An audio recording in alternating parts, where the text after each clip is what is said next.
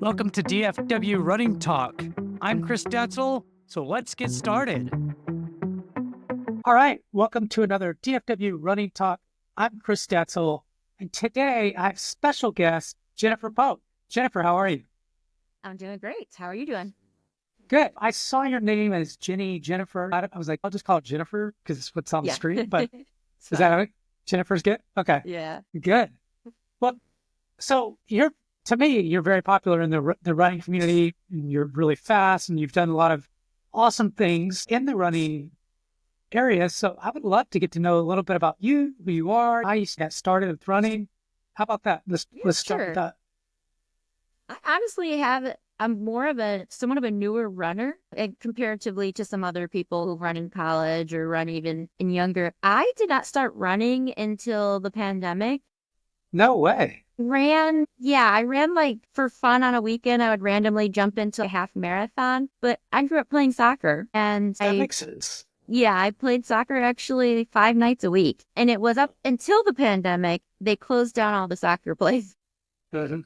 So for a while, I wasn't really doing too much. I just going out for a run. Just you're locked in the house for those 2 weeks, and then 2 weeks became 3 weeks, and it's okay. I need to do something. I'm 3 weeks not became almost exercising 2 like I years. used to. Let's go for a run. And again, I always ran a little bit. When you look at like times comparatively, you think you're just naturally fast back then, but so much different when you start like training. But no, I started just running like almost every day for a bit just because it was just something to get some type of exercise. And then there was something like train for a 5K each week and you keep improving your 5K time each week. And this is all virtual. So I Yeah, was just like, okay, here's a little silly challenge I can do. And it's crazy. I started training, or not even think you could probably call it training then. It was more like just literally trying to improve a 5K time every single week. Doing what every new And runner would do. sorry? Doing what every new runner would do. Yeah. Just go out and run fast every weekend. Yep, pretty much. And then honestly, not competitive. I got more serious about it when I ran. Finally, things were starting to open up, especially outdoor races. Those are the only things that were opening at the time because it was outside. And I went to one of the Plano Pacers races. If you're familiar, they have them every month. They're great for the community. I love them. I still use them for workouts. I just signed up this year, by the way, with them. And I'm You going to did start set up? going yeah. Yeah. Good. I think I've signed up now. Oh my goodness. Like it's been years. I just renew it. It's so easy because it's cheap. It's fun. They're great people. But I ran there and there was a girl there who was actually really fast. And I was like, wow, this person is incredible. And then so I was like, I wonder how she just got so fast. And I met the people and over time it was like they're talking about training and I didn't even know what a tempo was versus like intervals or absolutely no idea. Of course. That's okay. So I did again what any really smart person would do. And I Googled step back is I had seen she had run some marathons and I think she broke the tape at Cowtown. I was really impressed. Who is this person's name? I'm interested now. Maddie Steyer. Do you know who that is? No. Okay. I still run with her today. We just ran this morning. But she's very fast and she was just impressed me immediately from afar. You're like the creeper who doesn't really know who the person is yet till you're in with the group. But no, from there, I went on Google and I I saw she ran a sub-3 marathon and I was like, wow, like that is insane. I wonder if I could do something like that. And so I just went and the marathon plan I found, there was a few like from Running World, it just those random here's a calendar and they throw some workouts at you. The one that I thought seemed doable to me was literally a Men's Health magazine sub-3 marathon plan. And it was because it didn't use your HR to decide your paces. Yeah, all this other weird Everything stuff. else was so complicated. So I chose this plan. I just want to run. Yeah. Got it. But I chose this plan and it seemed to work. I was like following do mile repeats, do this, do that. And I signed up for the Irving Marathon, was the first one that I could say I actually trained for. And that had to been, what year was that? 2021. So that was the first one. And I was like, I'm racing this. And I did great. I had 250 something. No way. And so I was like, wow, this training plan is came great. together over time. If you were to look at that first, oh, I'm sorry, I have to I don't know why my computer just went from 100 to 18%. If you were, hold on, let me just. Yeah, no worries. I'll just edit this out. Yeah, sorry. I don't know what just happened. As a matter of fact, I can hit pause. It's weird. This computer must be getting old because when I started, I made sure it had 100 and now it says 16. It happens. But so I apologize. So I went and so I did that marathon. But when I started that plan, I remember it had some paces to do your mile repeats. And it was like if you're expecting to do a sub-3 marathon, you should be aiming for, I think it was like a 6-minute pace per mile repeats. And at the beginning of that plan, I could not get a single one at that pace. And I was just like, there's no way possible. I was like, why am I even doing this plan? It was silly, but it was still fun. And I enjoyed the training. So I was like, all right, I'm just going to keep going and see what happens. And then as you keep going, it's obviously you improve and you start to realize, wow, I'm starting to get it. It's starting to feel easier. And then race day, I raced it like you'd expect. Very positive splits for positive people. My first mile was like a 6:07 or something insane. And then the last miles were like 6:50 something. Exactly. But I got there. Those are some things you learn along the way. Maybe back in the beginning. Love that story. And we'll continue that in a minute. But I want to go all the way back to soccer. So tell me about that. So were you playing soccer? And the reason I want to know is because to me, soccer players are very good at running in general. They become can become very good. And just are very good. Did you start in high school or tell me about that little journey? Yeah, I started playing soccer when I was like 4 years old. Okay. I never really played competitively. And I don't know if it just difference from where I grew up. I grew up in Michigan. Yeah. We had some competitive soccer, but I always played just recreational leagues. Okay. I did play in high school, but I basically played all my life. And then when I moved to Texas, I found there's a place in Richardson that I played a lot of the indoor at, but I played in Addison, and then outdoor was usually on Sundays. And outdoor was my favorite because I'm a run. I could run. I was always outside mid, and they send you down the field and you run. And I was always good at the just running the entire game. So there was nothing there that just thought, oh, you ran overall, and we'll get to that later, 2:36.24 marathon. But there was nothing there that just said, hey, you didn't go to college for running or college for soccer, or you didn't do any of that. I ran cross country in high school, but I always feel bad to this day, like with my coach, because I probably just never took it seriously. It was about hanging out with friends. And I remember what my coach actually messaged me when after one of my Houston marathons. And it was just comical because I didn't even run a 5K as fast as I was running a marathon now. And it's just like, it was just fun back then. I just don't know if maybe I didn't have the same potential back then, or I just didn't. Not that you don't try, but it was just like it wasn't on my radar. You're young. You're doing it because you're hanging out with friends. Life and it was just a different drive. Yeah. Yeah. It's not to say I wasn't going as quick as I could on race day. It was just maybe it took longer to develop. I don't actually know, but total transformation, I guess you could say. No, it's amazing. I look back and I always think I'm almost 50. When I was 20, or I ran cross country and was like that. But if I had the same mindset that I had today than I did then, definitely I would have been 1,000 times better. Who knows what could have been? But your story is really pretty cool because you got really fast. You got fast really fast. You're running under a sub-3 marathon, and I don't know if it was your first marathon, but 2021, and it was, you only had a couple of years.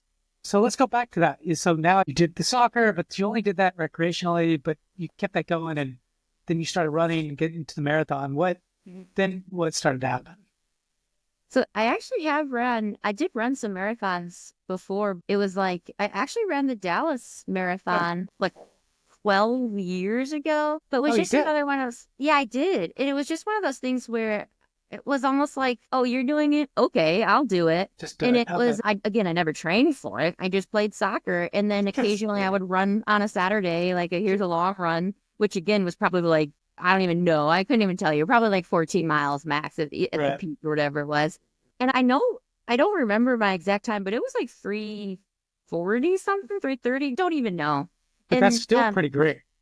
Yeah, so there's probably some natural talents in there somewhere, but obviously you don't really know what you can even do when you're not training. Is a whole different Yeah. You just really want to push yourself more, and then you don't even know what you're capable of. If you would have told me, even when I started during the pandemic, I would have laughed at you if you could say you could run a 2:36 marathon. Yeah. Absolutely not. Like, that pace is insane. But if you think about it, and then just one marathon, you try to keep taking off a little bit of time off, and then before you know it, you're like, let's go for it. Because it was the Olympic trials time was what I had wanted to attempt, obviously. Because I felt like I was close enough to where you might as well go for it. I might miss it, but yeah, why not try it? So it doesn't hurt anything to try. But I actually did miss it the first time by 15 seconds I at saw the that. Indianapolis Marathon. Yeah. So then, of course, had to try again. When you're 15 seconds off from the time, you got to try again. So I just saved some fitness for All right. Houston. So I want to talk more about that, but I want to talk about that marathon that you ran under sub 3. So you Mhm. ran that marathon, and that was, which marathon was it? Irving. Irving, that's right. Mhm. And so you just grabbed a training plan off the internet and said, I'm going to go do it. And it actually worked.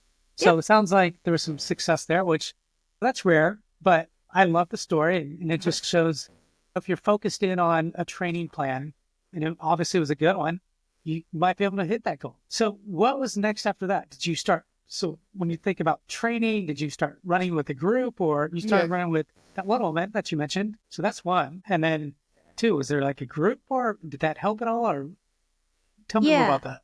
I started running. The next marathon after that was the Boston Marathon because I'd qualified. I started running with a group. I actually initially just showed up one day with Plano Pacer, or not, sorry, not Plano Pacer, the Plano Running Club. Yeah. And then I met some people who now we all run together as the group is organically grew into this group called Completely Sloth. So we Heard of them? run, yeah, we run several times a week together. So once you start running with people, I think, in my personal opinion, it's a game changer because in a lot of ways you don't actually ever, if you can get comfortable, not that you're not pushing yourself, but I feel like them pulling me along at some of those workouts where I would have been happy with a pace that was slower just made all the difference because when you keep pulling, they keep pulling you along. And before you know it, you're like, wow, we're hitting some good splits here. And so without that group, even just the motivation just to get up in the morning and run and get it done. And they're a huge difference. And I don't even know if I would actually, once soccer places started reopening and things are changing, I don't know if I would have continued to run as much if I hadn't found such a nice core group of people that kept it going and kept me interested and engaged, or if I would have returned. I'm really not so sure, but I did feel like sure, I feel like community is huge, absolutely. and not just running for sure. The relationships you build, you learn a lot, not just from speed. Like you said, accountability is a big one. What to wear, what are other people doing to use for hydration? Maybe there's a dietitian that they see. Maybe there's a coach that they know of. Hey, they wear these socks, or I don't know. There's just a lot of little things that you learn along the way that you just didn't know that can increase your, whether it's speed or just endurance or whatever. And you've already mentioned a few. I agree, it's a game changer. And I'm glad you said that because that one person has said to me, oh, I've always just run alone and I'm a 210 person. You know what I mean? Yeah. I love And that. it's good to be able to both joke around with people and they're your friends. And of course you can run for 2.5 hours with them just talking about That's right. anything. Yeah. But at the same time, you can also have a bad workout or a day that's maybe not going so well, and they help you put it in perspective a bit too, because you're not going to nail necessarily every workout, and some days are going to feel heavier than others. And so it's good to have just a group of people who can also, not only encourage you, but also help you put things in perspective of if they have a bad day or you have a bad day, you can compare and just, okay, these are normal. We're all training. We're all going to have good races, bad races. Sometimes it doesn't go according to plan. You shake it off, you go for the next one. So it's good to have those people. When was your next marathon then? Was it Indianapolis? Could have been Indianapolis, going from 250 to No, 236? Irving, I ran Yeah. Boston, and then I ran Boston. Houston. Okay. I've done Houston now twice, but yeah, Did you do Houston this last week or no? I did not know. No, okay. Nope, I've You done did it Dallas? the full twice and the half the prior. Okay. I'm more of a half marathon person now. Just the training that it takes and the amount of effort and time you have to put into a marathon for me right now, it's just a lot. So Yeah, now, when did you go to Indianapolis? When was that race? that would have been 22. 2022? we just entered 25. Yeah, I think A few years ago. It says 2022. So yeah, I'm on okay. your page here. Time's going, it's hard to remember how long things have been. Time flies. There's been a lot of races since. But then you went to Indianapolis and you ran a 2:37. You said you're 15 seconds off. Tell me about your mindset before then. Were you trying to go to the or do the Olympic trials, or then how was the training kind of stuff? During training, I actually wasn't going for the trials time at all. Training, that race was in November, so training is obviously the hottest months of the year. Yeah. So your paces are not so far off, but they're off enough to where you're adding a good 15 seconds per mile to be able to survive the summer heat, and it's still an extremely challenging run. It wasn't until people kept putting it on your radar and they mentioned it, and I just wasn't really thinking that was even a possibility. And it wasn't until I had a cold morning in sometime mid-September where I had a workout that was, I think, like 14 miles with most of it at MP, and that I really was like, wow, the back half of that entire run was sub-6 pace. And so it was one of those where maybe this is possible. And so I kept thinking about it, and then you don't want to go out there and bonk, but it's like, how can you let that opportunity pass either? Maybe bonking is better than potentially missing it. And 100%. And also going into those few nights before,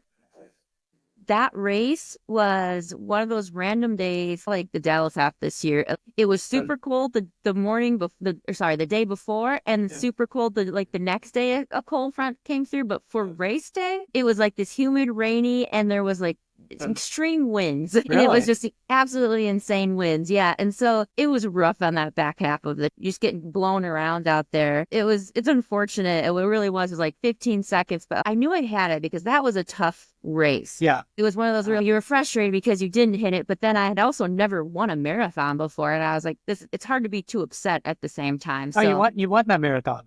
Yeah. Wow. I guess I didn't know that. Yeah. That's pretty fast, but Indianapolis is pretty popular too. Yeah. I think it was just a rough year because of the weather. It was tough and people were falling off towards the back because the miles like 18 to 25 or something was just straight into the wind, and it was like hitting a wall. And you still ran a 2:37. That was a PR, right? I had it. I felt like I had it, but yeah. No, and it's actually terrible because I think I still had it, but I am not very good at telling time. I'm not very good at doing math in my head when it comes especially when running. I'm in the zone. So we had two pacers that were pacing this OTQ time. Yeah. And both of them fell off. So there was no more people pacing. And then before you're running too fast. I was actually the only person. I was like looking around, like even the pace group starts to fall apart, which is natural towards the end of a marathon. Sure. People start to it spaces out a lot more. But for some reason, you never do this. It's so stupid to do this. But I was just like, wow, my watch says I'm going like a 5:52 pace, knowing like I had even had like under a bridge, I had this really fast split. And I was like, I knew it wasn't right, but I was like, this has to be, I've got to be close. And all I had to do was do some math in those final miles. And I probably would have been like, oh, I need to sprint this in. But it was instead, it was like, okay, I just need to finish this. This is really tough. I'm here with the lead biker. I just need to finish this. And I know I'm going to get it in the back of my mind. It wasn't really about, it was just like, I already got this. I just have to finish strong. So we're not going to go sprint again. We're not going to change anything. Let's finish. And then when I crossed the tape, it was like, wait, I was so happy. But at the same time, I was like, I think I just missed that. I got the time. You gotta wear one of those wristbands that tells you where, I don't know if you've ever done it before, but there's these wristbands that tell you the exact time you should be at. Instead of the pace, it tells you the time. At mile 2, you should be at this. At mile 20, you should be at this, etc. Yeah, I have a bad habit of tunnel vision when I'm in a race. And I've had friends who've comments like, you don't remember that one thing on the course? And I'm like, I don't know. There was a bridge? I just run. Black everything out. I do the same thing. I do the same thing, not at your level. I just like to, when I'm running, just, especially racing, I don't really see much. I don't hear anybody if they're like, oh, Chris. I don't know. I didn't even know you were there. Sorry. Yeah. Especially because I had music on it. It sounds like a good and a really great marathon, one way or another. So when you went into the next one, was the next one kind of, hey, I'm going to go in and do this 6 months? What was that like? Knowing that you could get that time, but you didn't, so you knew you had to go somewhere else. What were you thinking there? I felt like it was close enough to where I wanted to just keep my fitness and jump into the next marathon. That was November, and then I ended up doing the Houston Marathon in the beginning of January. It was like a 5-week out change. And so I basically took a week off. Basically, I think it was almost all the way off, and then just did some real small stuff and just a few solid workouts in that third week, and then retapered again. And I did well. And that was the 2:36:20. What did that training look like then? You said you didn't really go through a hardcore training because you were already trained. You took a week off and then got back into it and then just did another taper? Kind of, I think so. And I'm not even sure I remember, but I do know I ran like the Dallas half in between there. Okay. And obviously, There's that's some a speed. race where you're pushing your fitness to some pretty high levels. And so that was probably a good, like, final, again, another tune up before race day. And I had a great race. Actually, that was actually my PR. So I was like, again, you're just retapering in from there, and it had another couple weeks during the holidays where you're just coasting. Yeah. So then you go to Houston. What was that like? I don't know if you remember too much about. I'm sure you remember that race, right? You ran your best, right? That was Tell me about that. I remember the bad parts of another hot and humid race. Yeah. It was another one of those things like, oh, why? But that was when Houston was 65 and really humid. And I was like, you gotta be kidding me. Because that? Well, I was really hoping like the second much easier. And it wasn't, I got it. So it was great. But I was like, oh my goodness, you're struggling you're unsure because so much can happen in a marathon. Just because you had one race where you're 15 seconds, you might blow up for the second one. And wind is different than humidity. I wasn't sure how it was going to go. And you never take it for granted. You just don't know how one race can go. But thankfully it went well. I was pretty steady with splits and obviously happy with the result. It was all worked out. That's pretty great. And did you run the trials here? Did you qualify for it? Yeah. Let's go into that. Last year, February of last year. Yeah. And that went okay. So actually, it was really hot in Florida. It was really hot, yeah. I would say I am very proud of my result considering if that. So after Houston, I was just jumping into random races, not really doing anything, like no training blocks or anything like that. And then over the summer, I started training because I wanted to do Chicago before the trial. So it was like it was another summer build, but things didn't go very well because I initially ended up with plantar fasciitis. And then it took a long time, and I ended up having to take time off it. And then, unfortunately, while I was doing that, I had another minor injury that I just didn't really think too much about because I didn't understand what it was. And it was bilateral hamstring tendinopathy. So both of my like glute upper hamstring area was just always really sore. And I never really understood, did I overlift? Did I do too much?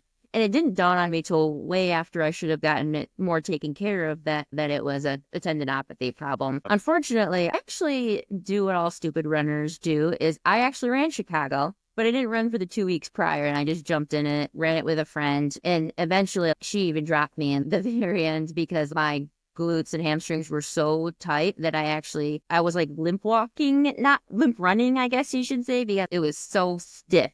I don't even know how to explain this feeling because it was unfortunate, but I stopped. Obviously, I was like, afterwards, I was taking some time off. Obviously, the trials are way more important, and I couldn't, unfortunately, I don't even want to tell you the amount of money I've spent now on shockwave therapy. I've done PRP injection, and unfortunately, I still have this tendinopathy, and I cannot get rid of it. Yeah.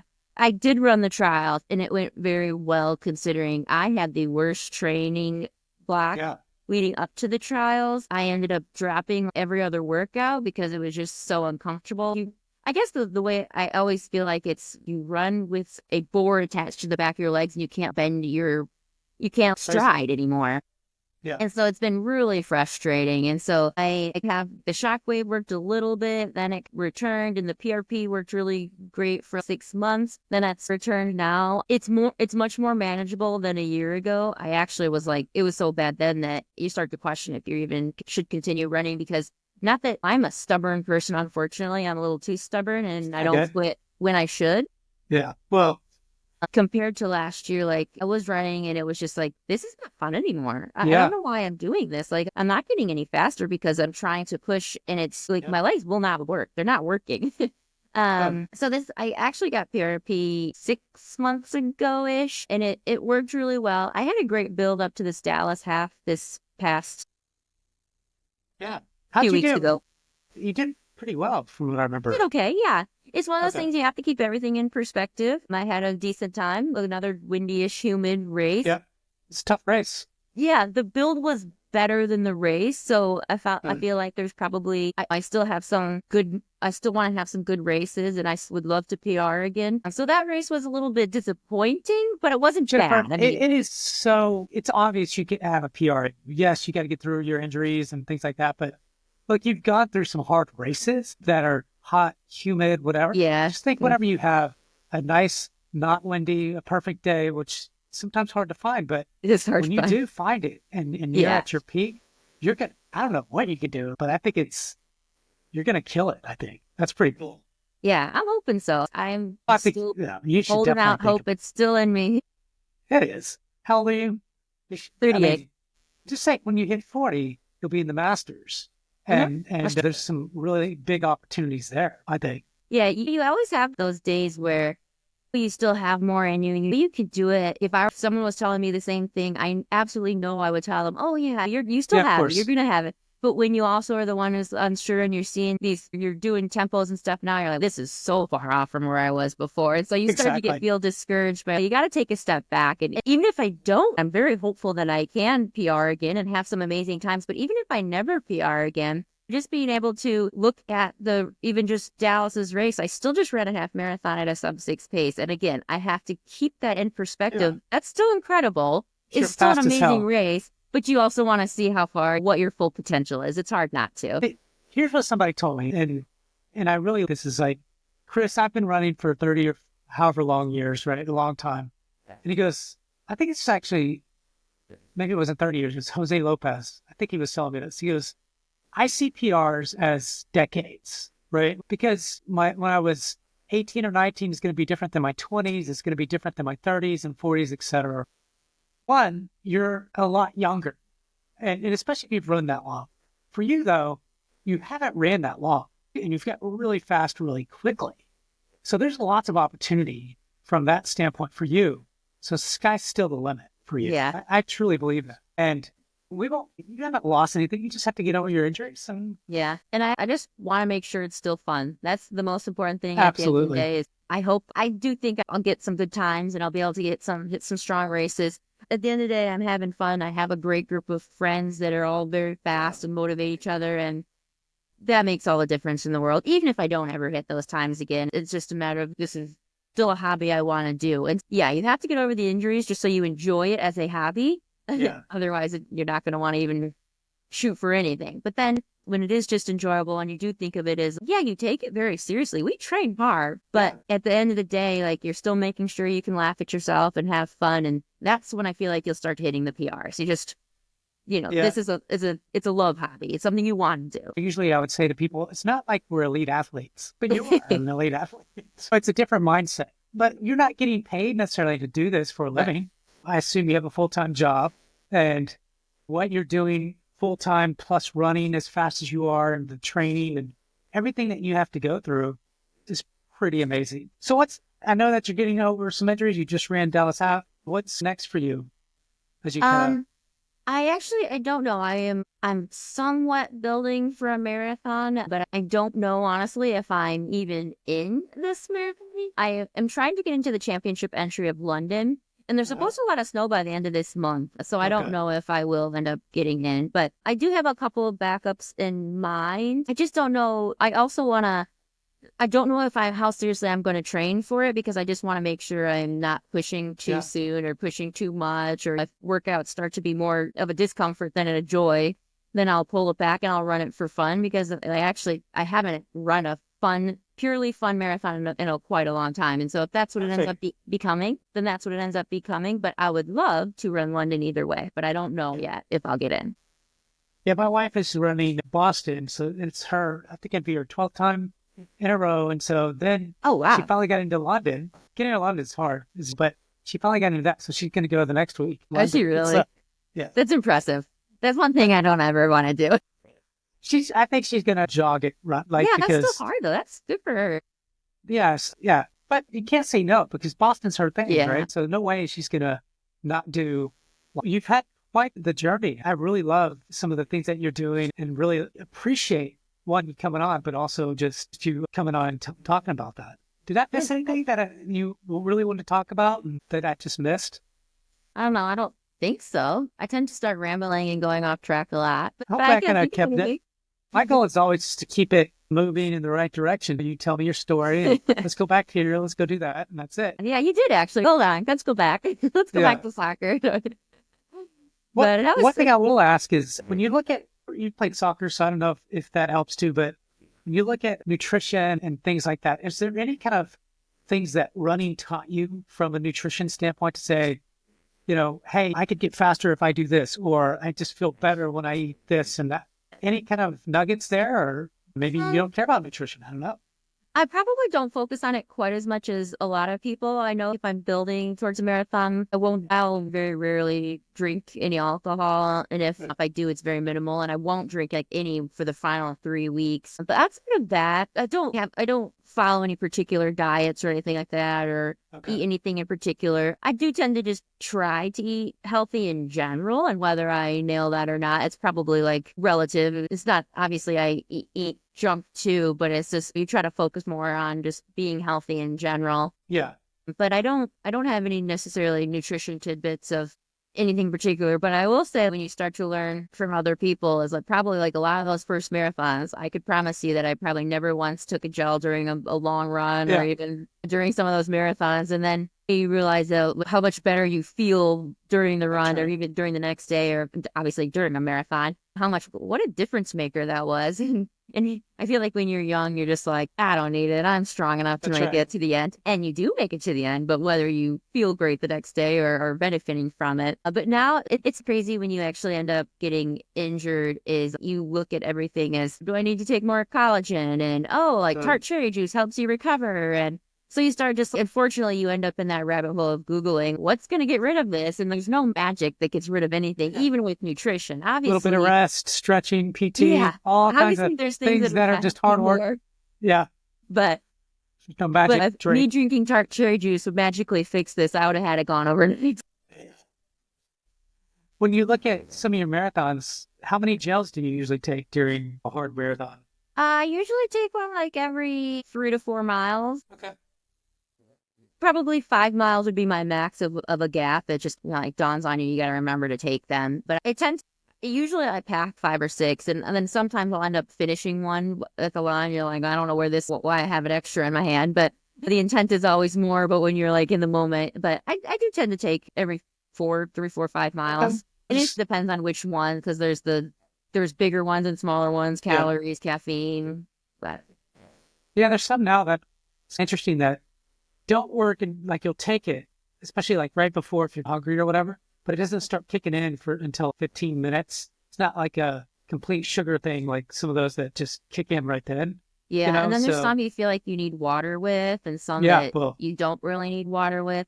One of the things I started telling people and I just felt like it worked for me is never skip a water stop, even if you don't need it, because half the time I felt like I would go to a water stop and you'd get like a sip of it and the rest would be like you throw it in your face or you would just miss the cup.